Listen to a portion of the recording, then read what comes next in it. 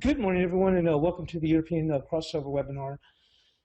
It's been a fairly eventful night, especially with on the backdrop of the China PMI, which came in at 47.1. It was actually some of the worst levels we've seen since 2009. We can go and take a look. I think I shared that on Twitter, but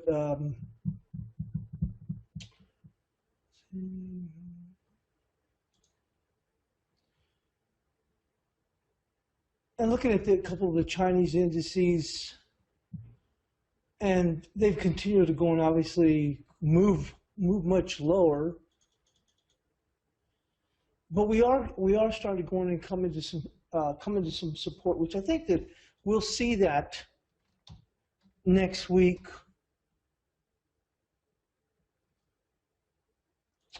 And here we are with the Shenzhen. So it's already into support here at 3,600. We also have the Shanghai Composite Index, which I just showed a little while ago. Obviously, the euro got going as the SPOO started to fall down yesterday afternoon, because that just reinforces the thought process that the Fed's not going to go in and be able to raise rates in September. And we know that the dollar has been pushed to real strong levels on the backdrop of that. Now, we did come into some resistance here. I tweeted that out on the Inside Call earlier, not on my regular feed, but at 1298 we had the 78%, which is of 808 to the most recent high, swing high of 1437. And also on the pullback, I tweeted out that, but only on the Inside Call, that we had supported 1242. So we're just kind of bouncing back. 1285 is kind of like a key zone. We'll take a look at some other factors in news, but the key thing is that when you get into this type of, I won't call it wild trading, but when it gets as volatile, it's really about the levels and not so much about the actual news. Although we did have, as I said, the European PMIs came in very well, and surprisingly well, I have to say. So that was good news. France, of course, remained weak. No real news there with them being as weak as they are. But like I said, we had some good news on that front with the PMIs, and I think that's allowed to go in and put an additional bid under the euro. Especially when it came into that 42, using this type of trade, you have to be a little bit careful because you never know. We can just simply hit a bar of soap and the market can slide back. But like I said, it was a pretty decent area to come in on the euro at that 1242 area. We're going to quickly move into the charts.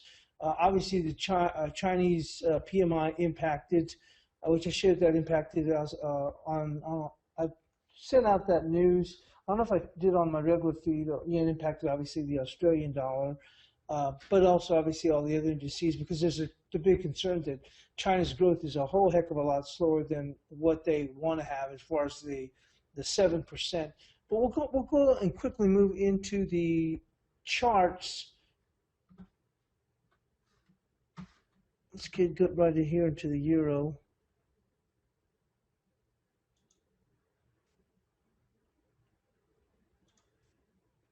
And this is going to be on the 2-hour, and you saw we came right here into this resistance. And in yesterday's session, you had to be a little bit cautious above 12 because the thoughts of what was the impact on with Cyprus going to resign, blah blah and so forth. And we got above the 12, and then we pulled back, but we didn't pull back too far, and everything was still holding okay, steady. Looking like eventually we can go on and pull back, a little bit further. We talked about the 30-minute support at 1157 and 1142. And then, of course, as the SPOO started coming apart, and that just reinforced the idea that the dollar, there's no chance that the Fed's going to hike, then we really got clipping and going, especially then with the Chinese news. That really set us off. So we came into the resistance here, this level here at 1272. We also have 1298. They can maybe make a run for this 1314. We'll go on and pull this back out for a little bit more additional perspective, so you can see what we're coming into. We basically got above this 1272 and we're currently above it right now. We'd actually slipped below it, and coming into the key levels above the market are going to be 1314 and 1335. And it's just really a matter of how much can be unwound as far as uh, dollar longs with that idea, which I was espousing going into the FOMC, that I thought we would see a swing high, a minor swing high in the dollar, which that has come to fruition. Uh, I had gone and got out of my euro longs going into as we came into this area here with the 12, with the thought of Greece. And then I went and took a scalp short, which was in a way a little bit dangerous because I didn't even wait for the market to go on, and I actually sold it right here. Got short at 12. I think I got filled at 12.13 or 12.12 on the way up, which is really kind of stupid because we could have gone and blown through up here into the 50s. But we did go and pull back, so I scalped out of it. I remained flat, and I stayed flat through this whole thing. And then up in here, took a small short, and I did go in and cover as we came into the 40s. So I don't have any positions on it at this moment. I'm just kind of looking at it. I actually probably should I thought about it, although I was concerned about the old bar of soaps analogy. Uh, I probably should have just gone long euro on that support there at 1242, which I tweeted out on the inside call. And we're looking at it into the 30-minute and the 5-minute. Right now, I kind of want to see what the market can do. This is a key area right here, this 1272. We could see, unless the market's going to really continue to come apart, but we did get those good European PMI numbers. I think this 1314 will allow the market to clip some stops above it. I think that this would be a good area to go and get short the euro, because it's kind of gotten overdone. The reason I shared the Chinese stock markets charts, the Shenzhen and also the composite, is because I think that we'll probably see a bottom early this next week. Could be as early as Monday, if not Tuesday. So I think the whole dollar unwind is getting a little bit overdone, only in the sense that I was looking for a move over, as I said, the next 7 to 10 days. But this is really taking off like a rocket ship overall. So I don't like trading. Now, that's probably a pretty good reason why I didn't think about it, is I thought about going long as we came to that 1242. We actually sat there for a long time and thought, what if they slip back? And I don't like trading on Fridays. I don't like to be stuck in a position. I hate to just go and take a loss from something that I probably shouldn't have been in anyway. But like I said, overall, I guess I should have gone and especially when it got into like around 55, it was kind of holding there. Probably should have just said, you know what, just put it in a small little long and put a stop below the market and let's see what goes and happens. But this is a key area here, and I think we'll probably have a little bit of trouble here in this 1272, only because it's going to hold the market. That's about it. But we do have market, the same thing that we had in the market PMIs for the Eurozone. We have market MARKIT, market PMI for the U.S. And let me see if there's anything else of consequence in the U.S. session. We do have Canadian retail sales and CPI, but I don't see anything. We do have Eurozone consumer confidence, and that's probably going to still remain low. That's probably going to still remain low in light of that. Just recently, they just got through the throes of the issue with the Greece. So we can go and jump into there real quick, just so everybody gets a chance to go and take a look. If y'all want to write anything down.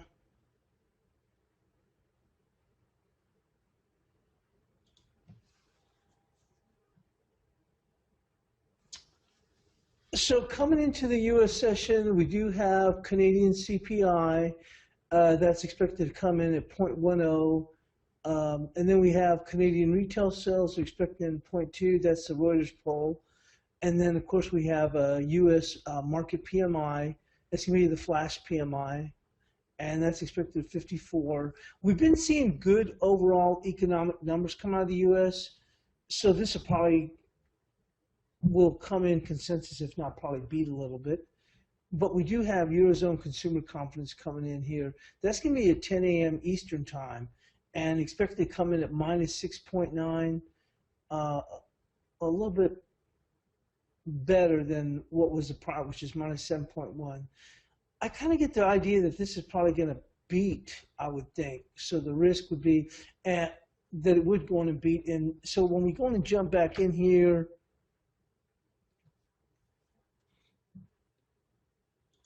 into the euro,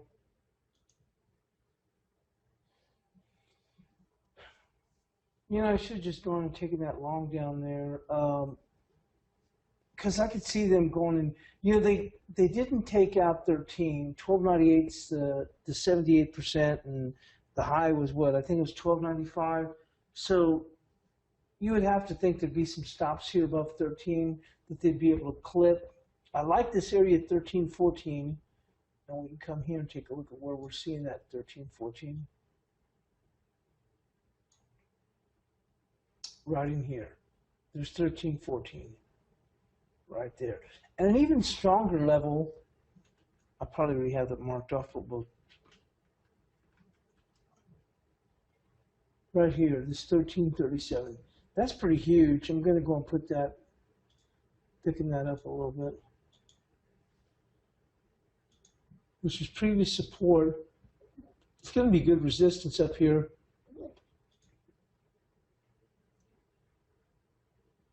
I don't like holding stuff over the weekend. This isn't a bad area. This 1335. The market can get a little bit overdone with itself, and that's why I have to err on the side of caution. Only because I think is that you probably have some dollar bulls that said, and I've seen that coming across. I've seen people saying, oh, they misread the euro, the FOMC minutes. It really isn't the way they say. They're on the wrong side of the market. But anyway, so these dollar bulls, after what they've seen take place, in China, and then it fell apart, obviously into the spruce, they might get themselves pinched out, and some might have some stops above 13. Some might have some stops above 1335 where they go, wow, I should have gone and taken profits.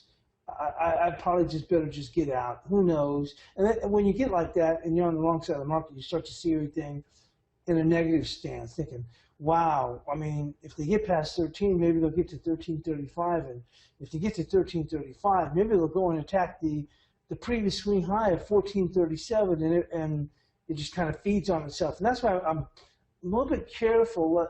This was a decent little short area here, but the euro hasn't pulled back that far, and the Eurozone PMI news was good. So we can still launch up. That's what I'm saying.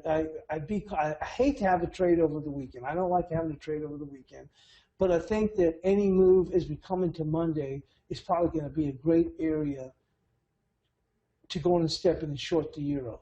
But if you want to go in and step in and play it, we could certainly go in and make a run and get scooting, and your first target would be 13.14, and then obviously 13.35. And I'm saying if you're already long, where you could maybe lay a little bit off and let it see if it can run up and take this 13.35 out. But you can see that the 13.35 area is pretty key right here. This level right in here, which was really a good level of resistance and support. And yesterday I forgot who it was that was asking me, had asked, hey, can you show me how you draw your levels of supply zone or whatever? And you can see here, there's nothing here that you would indicate, well, I don't see it being a top or whatever, but you can see here the touches across here. Because what happens is when a market gets overdone like this, either to the upside or downside, you always get overshoots. So this really does show where the resistance is. Right here at this 13.35. Yeah, because the market, look how far the market rallied. So you're skunking a lot of people. You're stopping people out, and the market's going to get overdone up here. But you can see the main area here, this battle zone is this 13.35. Then when the market comes above it, it works as pretty good resistance. We get one more stop that takes out the previous high here, but it's all basically vacillating around this 13.35. I always say I do it with the most touches. And you see the same thing here. As the market gets above it, it tries to find its support. It falls below, gets above it. It's basically working like a pivot. And essentially, this really would be a pivot if you think about it. Let's go on and move this over here. I'm still going to keep it as resistance because then we'd have that 1429. But, really, it should be classified as a pivot because if we're able to get above it and close it, and close above it, that is going to get us to go up to 1429 this area.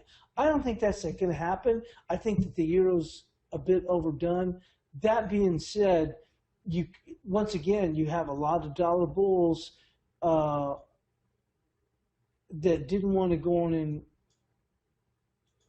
and recognize or failed to recognize what I believe was going to be a shift at FOMC. And it wasn't so much a shift. I thought the report would come out bullish. But from a price standpoint, as I said, I was pretty vocal right from the get-go on Monday of this week that I really expected for us to get a short-term swing high in the buck going into the FOMC. I expected the report to be bullish. It actually wasn't bullish, other than the first headline that came out. But I already said I wanted to go and be buying the euro. We'd even discussed.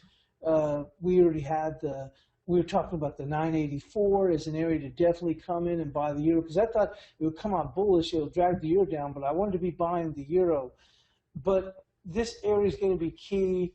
I don't know if I really want to say it's a pivot. I don't think so. I don't think it's necessarily a pivot, but it's going to be a key area, I think. If we get above it, we could go in and skunk up a little bit higher. I just think that we've come so far, so fast. And what I'm looking for is that's why I was sharing the Chinese stock charts. I think we're going to see a bottom in place on either Monday or Tuesday. And then in that situation, then you see the trades kind of come back in. I wouldn't say unwind, but come back in. So if you get this run up here, which I think is going to be a great area, this 1314 to 1335, this area right in here, let's pull this back out again. You can see right in here, I would even say that's more of a zone. So we'll go in and draw that as we get prepared.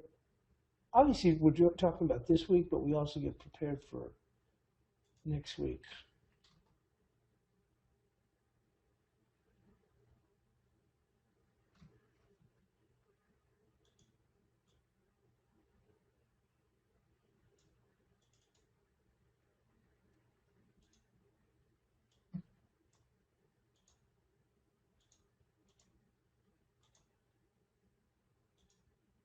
So I see this as a good little zone area. If you're long the market or you get your position yourself to play this on the long side, this is an area that you're going to go on and see. And we've had some overshoots above it, obviously right in here. But I think this is a good area that you'll see, as the lady yesterday asked, supply zone. I think you'll see some nice supply come in. Don't forget is that we'll probably see the Chinese market still have some problems on Monday, but I think people are going to step in and look to be at least covering shorts. But I think this is going to be a good supply zone. They didn't get above 13. Maybe we can go and take out 13 today, and maybe we'll get and challenge into this 13, 14. I would be, at least for me, unless it looks like the market's brewing at 1290, and it looks like it wants to take off. And you can tell if you've been trading euro for a long time, you can tell when the market really wants to. It looks like it's like a little volcano wants to take off. I might jump in just to catch some of this move up in here. I really don't know. But I'm saying is I would be laying off some as we got above 13, 14. And we might even be able to run up here to 1335. You just don't know how many dollar bulls are going to want to really basically cash in the chips at that point and probably kicking themselves in the rear end for not already getting out of their dollar long positions. Just a moment.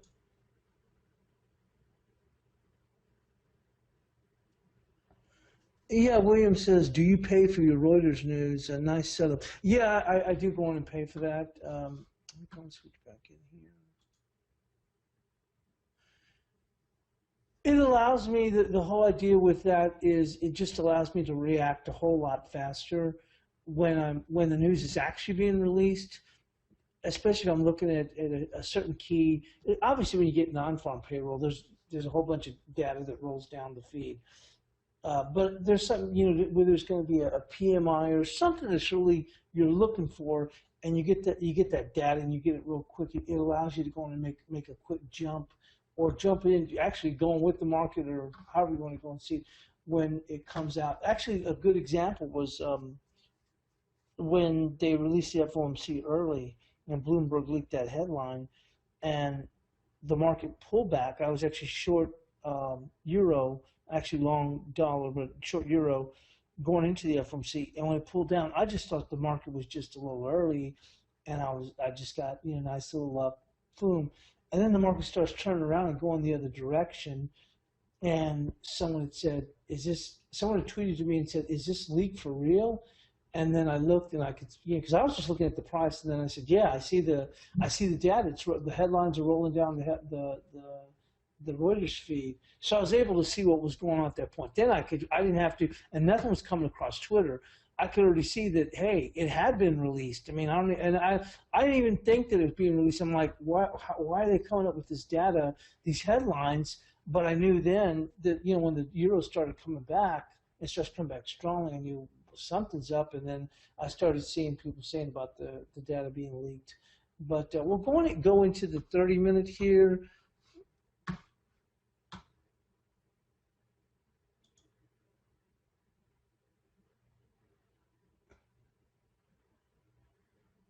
Oh, Jan says, I saw yesterday that the guy who released it early is fired by Bloomberg. It was on Forex Live. Yeah, I mean, because I mentioned that on Wednesday. I mean, thankfully, I got lucky. Flat out, I got lucky. I thought that the FOMC minutes were going to become bullish, so it probably wasn't the smartest thing to do. And usually I don't do that, but I just had the idea that, yeah, it's going to be bullish, and I go in and short the euro on that little pop back into the 60s.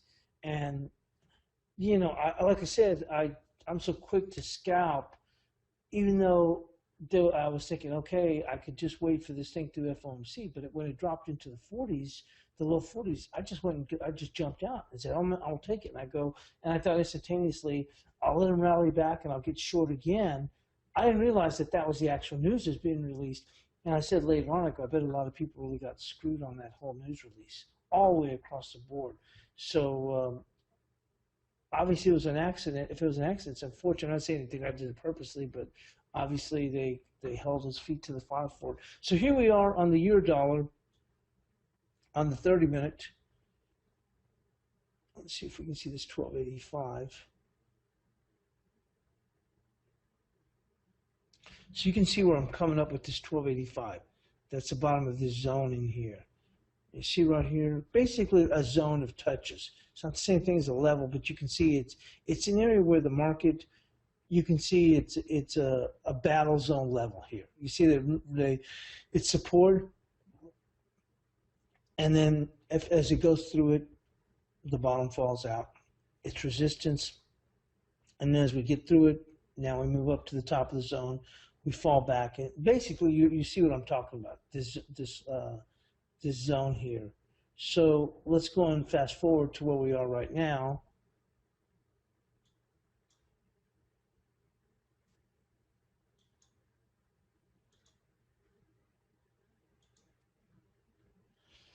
And here we are, 1285. So from a little minor scalp position, this isn't a bad area, this 1285, if you just want to go in and scalp it real quick. We're going to move into here on the 5-minute. So the market may go in and pull back in here. Actually, I'm going to go and take a scalp short myself. Just a minor one. Just see if we can go in and pull back in. It's very minor. Very, very, very minor. I'm just going to see if we can pull back. I don't mind. I'm saying it's a small scalp short, so it's one that even if the market gets going up to the upside, overall I'm reasonably comfortable since it's a small little scalp holding it. We'll see what the market wants to go and do here. I'm thinking maybe we can go in and pull back in here and drop back into the, let's say, the mid 60s or whatever, which would be some support in here. We'll show it to you real quick. Right there. So we could go on and potentially go and pull back. This 1285 is pretty key, so we'll see what happens. Like I said, it's just a I've had a pretty decent week. So, but you can see here, there's some nice resistance into this area here. Um, we're rolling to the New York, so they've already squeezed everybody. So I would think, but we did find some good support here. Here's that 1242 I was talking to you about. So we can build from this. I'm just thinking that maybe they'll go on and fade it back in here. Maybe we'll just go on and get past the 70 and clip out this one. I'm happy just to go on and grab a few pips. No guarantees here, but I think that it's a decent area when you look here on the 30-minute. Let's see what they can do. And we've got some nice resistance here, so maybe the market will pull back a little bit to go on and then reassert itself up for a bigger move. But like I said, the way to trade it, and I'm just trying to get a minor scalp, was obviously to be playing it here from the long side. Now we're just going to have to see as we come into New York if they're going to try and squeeze some more people up in here that may have been short. But I kind of think that when you get a big move like this, and we saw it on FOMC release. And then we got more of it yesterday, okay? We pulled back, and here we go again. I think you really probably took out a lot of people already. Now, like I said, from a bigger stance, here's the key, and that's why I like to trade usually on Fridays is, so we can still go much higher because you still have a lot of people that they really believed wholeheartedly that we're going to get a rate rise and the dollar, whatever. So those people were not willing to give it up. And then I saw people yesterday, they were arguing, the market misread it. They misread it. So those people are still long the dollar. So the smaller traders, they've already gone in and bailed, I would think, yesterday on this run. But then you have some other traders that hold it for the long haul that might have been long the dollar from wherever, but a very good price. And they're not willing to give it up, but they've seen most of the profits evaporate. So being on a Friday, and like 50 pips, I used to call the Friday flows, maybe we push the market even higher. Normally, I would think this market's already overdone. But when you think of it in context of the huge move that the dollar's made, you've got a lot of bets that could be unwound. And that's what I'm saying is the risk is that we go well up here. So right now I'm just see if I can catch a little spike. We have some nice resistance here. So just see if we can catch a little something, not very, very much, just ahead of the New York Open, see what happens. If not, then that's fine. It's just a very small, tiny position. But I like this area up here, this 1285 area. I think just from a very short-term basis, the market could just go on and ease back. And if it just ease back a little, then I'll be satisfied with that. So we can go on and look into, we spent a lot of time on the euro. We can go on and, we actually about right here at break time. So let's go and move back into where the dollar cat is. And we'll go on and take a break.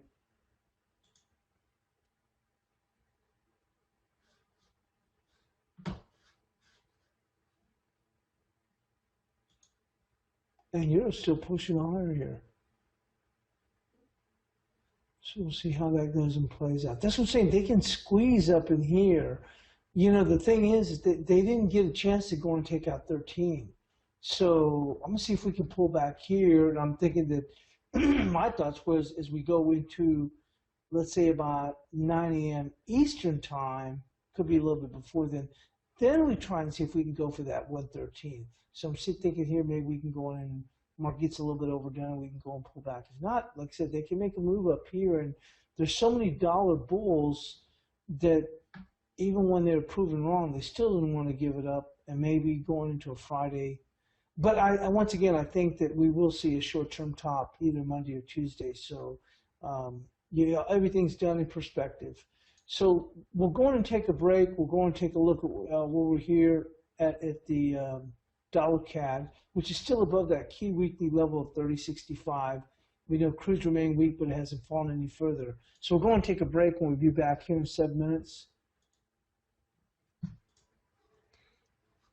Okay, everyone, and welcome back to the European crossover. And Pedro says, medium term, do you still see the euro dollar heading back towards 110? The problem is you're going to have to, the problem is that you had all these bulls. I don't want to keep sitting here on the euro dollar, but you had all these bulls that they just weren't willing to believe or think that the Fed wasn't going to raise in September. And as I said, that was my whole thinking coming into this week, was that you're going to see a short-term, whatchamacall, I don't always keep wanting to say cycle high. I don't mean cycle high, a short-term swing high for the dollar. And that's why I wanted to be buying the euro, regardless of what happened on Friday. And my whole thinking was from a positioning standpoint. But I've been arguing arguing the point where the Fed should not, can't guarantee what's going to happen, should not raise rates in September. And all this stuff is kind of come into place in the sense that you look out as to what's happening. And I didn't realize that the Fed was going to be, the statement would basically be bearish the dollar for the most part, although a lot of people on the wrong side of the boat were saying, no, that was misread, blah, blah, blah. But like I said, the problem is, to give you a little bit of context, you remember we made this room up here, and we closed here on that Friday, and I had one guy, pretty big trader, ask me, are you looking for a pullback? Actually, we were having a conversation, me and a few other traders, and he said, are you looking for a pullback? And I go, I'm not looking for a pullback. I'm looking for a reversal. And the whole reason was because then when energy prices had rallied up, I thought it was going to impact Eurozone growth for 2 months. And that's exactly what happened. And then we pulled back here, and I still was quite very bearish to euro dollar. The problem is that now, from a positioning standpoint, you've got too many people that were so ingrained, at least in their heads, that the dollar was going to really take off, because they just couldn't see any way that the Fed wasn't going to raise in September. There was just no way. They saw no way whatsoever. So they bought into that thing, and they weren't going to relinquish those positions. And so I will have to say this, is I'm very nimble. And I have to say I'm probably more nimble than probably a whole ton of traders. So I'm quick to flip the other side. And that's what I was looking for, a short-term dollar swing high on FOMC day. And that being said, we've had a pretty good run here in the euro dollar. I'm actually short right here at this price, but I'm only looking for a minor scalp, because we already talked about this 1285 and being a little area, so maybe we'll go and pull into the low 70s. We might clip past 70, going to the 60s. That's just a minor scalp. That's all. I just don't think there's anything report-wise that's setting us up yet for us to go and take out 113. I think we can take out 113 today, although this zone here, 1314 to 1335, is very nice. I would be looking to go on and lay off some longs here, but I don't like to go on and trade on Fridays. But like I said, you're going to have, with what's happened in China, that really is going to, there's no way the Fed's going to raise in September. Anybody who thinks they're going to raise in September at this point is smoking crack. That's it. They're smoking crack. If you think that after what's happened in China now, and you just got that PMI, which is the worst PMI since 2009, and it's affecting all the other markets, that they're going to raise in September, you're smoking crack. It's that simple. Okay? So that's not even going to happen. September's like, I think I saw yesterday that September now is priced in at 12%. That's how much it's dropped. And at one point it was, what, like 65% or something. So that's not even going to go on and happen. So, but you have these people from a positioning standpoint that were long dollars from way up here, and now they've seen basically all the profits evaporated. So those people may go in and come in and be forced to go and take out. I mean, they jump out of the positions thinking, man, it's a Monday. I don't want to be stuck with this dog. So that's where we stand right now on that. So getting back here, I don't want to, let me come back in here real quick to,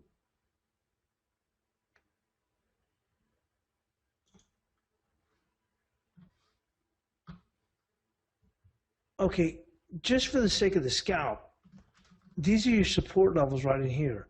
71, and we've got 62. I'm just looking for the market to go and take a dip down in here prior to New York. Anything towards the 68-ish area right here, I'm going to be out. And it could be even out around 70. Like I said, when I scalp, someone was asking me yesterday, I told them I scalp anywhere from 8 to 12 pips, and then sometimes as much as 17. And then on a day trade, I go anywhere from 22 to about 37. So it's very, very minor. And I was just looking for just a minor little wee pullback. You can see this little area 73. I can see here that they could just take this out here to 70 and just hit a few stops on a little scalp and dip, and I'll just go and cover. It's just something very minor. So I'm not really like, I'm short the euro, but it's just for a minor scalp. That's it. Only because I think we'll be quiet into New York. And when we come into this area, which I shared with y'all, I don't know if y'all, some of y'all took that trade up in here, you even got a better price than I did. We talked about this 1285. So we'll come back up here. I just think that the market could go on and dip back in here, maybe dip back around 65-ish, and just go on and grab a few little pips. Only because I think it's quiet at this point. And as we come back, I think the market would probably dip a little bit to reload, not very much, and then we can go and make a move to 113. Whether that's going to happen or not, like I told you, I had support here at 1242. I tweeted that on the inside call. I'm kind of mad that I didn't get long, even if I wasn't sure. I thought that there could be a bar of soap, because I did get short on the way down here. I should have gone and gotten long here at 55. That was inexcusable. You can see you had some good solid support, and that 42 was holding. I should have been long at 55. That was just a mistake on my part. So anyway, let's go and get back here to dollar CAD. I guess we'll stick here on the 30-minute overall, because we talked about this, that the 3065 is that key weekly level. We're going to have to see if we can hold above this 3065. Really, I don't think there's anything on the 2-hour chart to speak of. We've seen these levels before. The 3173 is that bias pivot that we talked about from way over here. And actually, this was like last Friday, I believe, I got short at 3168, and I added some more at 73. And then we got up here, and then the market pulled back. And but anyway, so we're back up here to this bias pivot. Okay, so we come up here and we fail. We come up here and we fail. I actually got short dollar CAD yesterday, but I didn't hang on as long as I should have. That's one of my, I said I shared that on Twitter, one of my weaknesses, and I'll let the profits run, because I did share this out on Twitter that we had a buy signal in the crude oil at the time on the 30-minute. That's what got me to go and step in and sell the dollar CAD. But I wish I would have stayed in it longer. But so anyway, I don't really see anything newsworthy other than what's going to happen with crude as it impacts dollar CAD. And we're still doing a whole lot of nothing on crude oil. But we're still near these lows. So I don't think anyone's going to be taking any stands ahead of, ahead of the weekend in crude oil. Dollar yen. Same thing, we're hit this very, very key level of 22.82 right here. I haven't done anything with dollar yen, and the same thing with Blake, he's saying, it's just not, I don't like the way, I don't like markets that you just can't get a feel on how it's going to go. It's all over the freaking place. I mean, it's not all over the place. I mean, all over the place, like it's doing a whole bunch of nothing in a little zone, but all over the place. You see what I'm saying? And like, this is a good example right here. Right here. No movement. You're just like sitting there thinking, oh my God, then it moves back down. Then it's like, okay, good, let's move lower. Oh no, we're back up. Then it's just there. Then we start to move a little bit lower. Then it changes its mind. Then it starts to move higher. I don't like trading those kind of markets. I like to have a feel as to where I think the market will go on and move. So let's go and move into crude oil, not crude, the SPOOs, kind of get an idea of like what's going on there. So Toby says, how do you see the approaching hurricane season affecting the oil price and therefore dollar CAD? Do you see a couple of dollars temporary consolidation before the next leg lower to wash out? Um, yeah, usually as you come into hurricane season, you see support for the crude oil market, and lots of times I forget support. You usually go and see a bounce, but the sentiment is so overwhelmingly bearish. The only way you're going to get anything to come out of that is if you saw something developing like a category 4 and that it's heading for the Gulf Coast, then only because it would be supportive, you could see a nice bounce. Other than that, there's so much supply and the sentiment is just so doggone negative, it's ridiculous at this point. So I don't see it being supportive at all. It would only be minorly supportive, and even then, they'd want to see something happen. You see what I'm saying? So I just don't really see anything happening there where it's going to go and help out the crude oil market. So let's go and move into the SPOOs.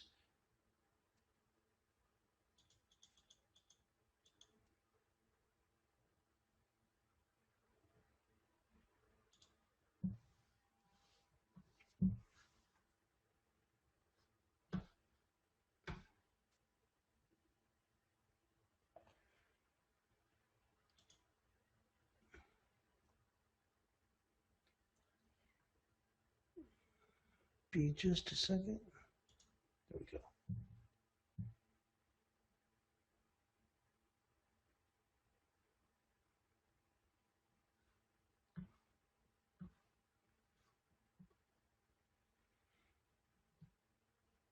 So we had a real big pullback in the SPOOs, and I thought this 2038 would hold. This is that bias pivot I talked about, and this has been my target since May.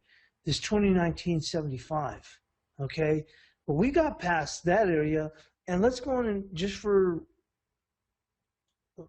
overall perspective, this is this whole area that I've been talking about for a very long time.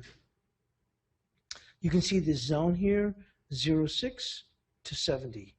And for the longest time, we traded in this range here before, and 2019 would flip it. That's why I came up with the bias pivot, and then 2838. And my target since the beginning of the summer, actually not since the beginning of summer, since May, was 2019-75.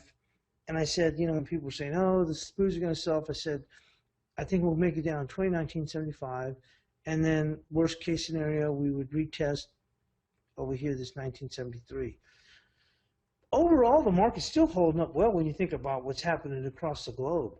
So it's held up. That being said, I thought we would go and hold. I thought that today would be the day that we could go on and fall lower in the SPOOs. So my thought was yesterday was that we would hold here at the 38.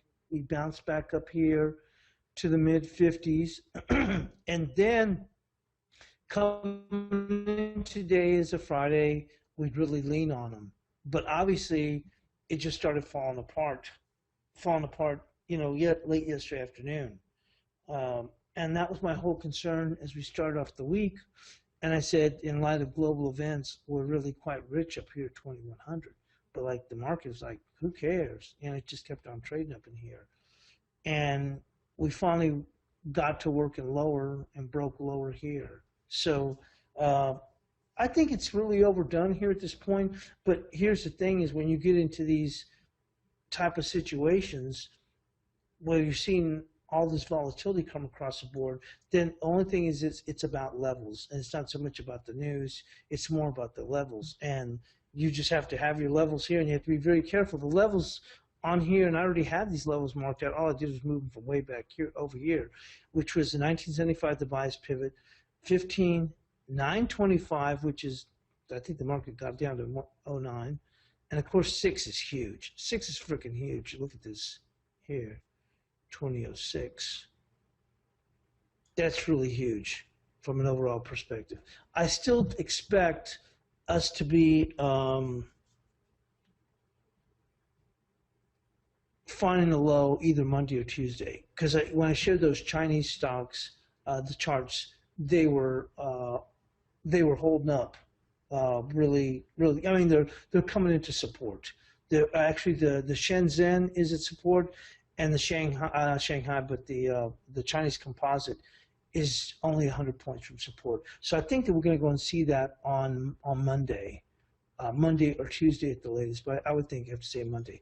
The euro is pushing up higher right now. It was in the low 90s, but we're just seeing a little bit of volatile trade. We got into the 70s, and then we ran up to like 84, 85, and then we dipped back into the 70s, upper 70s. Now we're starting to try to work higher, so they're trying to squeeze a little bit. And that's what I'm saying. You have to be careful. I have a small scalp short just to see if we'd go on and dip back in, but it's so small that I don't mind just hanging on just to see how things go on and play out. Because like I said, this market still can move higher. It's almost like a disappointment didn't get above 13. So we can move up to 13, 14. But let's go on and move in here. Oh, let's go on and move in here into the gold. We did come in and we made it up to this trend line. There's no way in heck I saw this happening. Even under these circumstances that the market moved higher on the short squeeze. But obviously, like they're saying that it's a safe haven concern what's happening over China. But you can see here we came right in here into this trend line. But this 1170 has been a bias pivot. We stopped before the bias pivot, but you know what? I got to give these guys props. Got to give them their due. There's no way in hell I saw us making this move. I thought, even at 1150, I thought best case scenario, best case, we get above 45. Maybe we can get up to 47. Maybe they can squeeze them up to 47. But this 45 is here, and we talked about the 37. There's no way in hell I saw this thing going to 1150. If there I would have believed it here at about 1153. Maybe they skunked a few people out and we came back down. There's no way in hell I saw it going up to here. So man, they really unleashed a vengeance on these people like nobody's business. So there's no way I saw that move, coming through. Even under a short squeeze, I just didn't see it, but they really clocked out a few people. This in a way, but I don't think to this extent, is a good example of what could happen to the dollar bulls. I mean, I've got like a minor scalp on. Right now I'm down, let's see, 14 pips. Okay, down 14 pips on a very small little scalp. But I'm saying I'm not shorting the euro. I'm saying that's what I'm even saying is that on the run up, you have to go and be careful because I think that the bulls, dollar bulls, are just really positioned on the wrong side of the market. And I could see us squeezing up more only because they may have to just, not necessarily capitulate, but they may really have to, a lot of bulls are going to have to throw in the towel that just wanted to hang on to their dollar longs, basically telling the market that they were wrong about the way they interpreted the FOMC minutes. But hey, look, it is what it is. I think they were just wrong from the get-go.